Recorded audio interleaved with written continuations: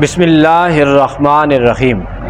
اللہم صلی علی سیدنا و مولانا محمد وعلی آل سیدنا و مولانا محمد وبارک وسلم وصلی علی۔ حاضرین محترم، ناظرین اور سامعین، دورہ تفسیر القرآن پارہ نمبر 18، رکوع نمبر 12، سورہ النور، آیت نمبر 42 یعنی آیت نمبر 42۔ اللہ تعالیٰ کی پاک بارگاہ میں انتہائی عزت و انکساری کے ساتھ دعا ہے کہ وہ ہمیں قرآن مجید کا فہم، عمل اور نور نصیب فرمائے۔ جب ہم کوئی چیز خرچ کرتے ہیں اللہ کے راستے پر، اگر تو وہ بہت تھوڑی سی مقدار ہو تو فرق نہیں پڑتا، لیکن اگر جیب میں 1000 کا نوٹ ہو، صرف 1000 روپیہ، اور اس میں سے 500 روپیہ ہم دے دیں تو کچھ نہ کچھ انسان ہونے کے ناطے وسوسے دل میں آتے ہیں کہ آدھے پیسے چلے گئے، یا بعض اوقات زبردستی بھی ہم سے لیے جاتے ہیں نا۔ چندہ مانگنے کی مہم تھی، ہم چلے گئے مصیبت کے مارے ہوئے، تو کہا جی سارے 500 روپیہ کٹو۔ اب وہ بندے کے پاس ہے ہی 500 روپیہ ہے، تو اب سامنے آ گیا ہے اور نکالنا بھی ہے، ایسا ہی ہے، بندہ تو پھنس گیا، نکال کے دے دیا۔ اب بندے کے ذہن میں بڑی پریشانی آتی ہے کہ یہ 500 روپیہ شاید میرے واپس جانے کا کرایہ بھی میرے پاس نہیں ہے، ضرورت اور چیز ہے، لیکن وہ بندہ کہتا ہے میرے پاس میرے 500 روپے تھے، وہ چلے گئے۔ ایسا ہی ہے، کوئی بھی چیز آپ کے پاس ہے، آپ یہ سمجھتے یہ میری تھی۔ مثال کے طور پہ اللہ نہ کرے کسی کی کوئی چیز گم ہو جائے، وہ کہتے ہیں میرا موبائل چوری ہو گیا، میرا موبائل چوری ہو گیا۔ واپس پلٹیے اس مثال پہ کہ جو ہم اللہ کی راہ میں دیتے ہیں، اللہ کی راہ میں دیتے ہیں، بڑے بڑے دل والے بھی ہوتے ہیں، حضرت ابوبکر صدیق رضی اللہ تعالیٰ عنہ جیسے، سارا دے دیا اس کی بارگاہ میں، تو دل میں سوچا ہوگا نا کہ یہ جو میں نے اللہ کی بارگاہ میں دیا یہ میرا نہیں تھا، یہ اسی کا دیا ہوا تھا، اسی کا دیا ہوا اسی کو دے دیا۔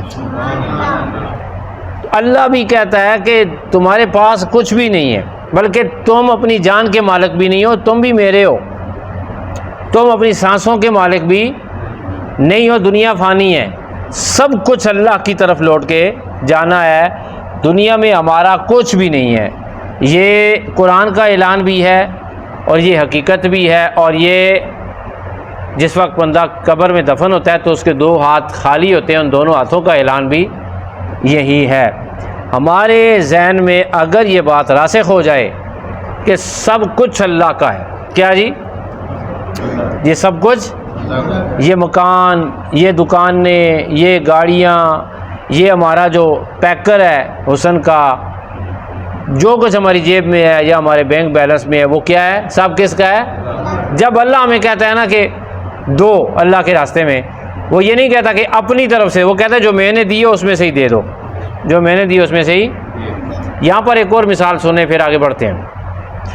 آپ نے کسی دوست کی مدد کی، کوئی بندہ تھا، غریب تھا، سفید پوش تھا، تو آپ کے پاس پیسے آئے اور آپ نے اس کو 25,000 روپیہ دے دیا، 25,000 روپیہ دے دیا، اس بندے نے جیب میں ڈالا، بڑا خوش ہو گیا، 10 منٹ آپ کے پاس وہ بیٹھا، اس کے بعد آپ کو ذہن میں آیا یار میں نے تو فلاں کو بھی دینے تو بڑا فلاں بھی، تو آپ نے اس کو کہا یار اس میں سے نا 10,000 کس کو دینا، اس کسی اور کا نام اپنے لیے اس کو بھی دے دینا۔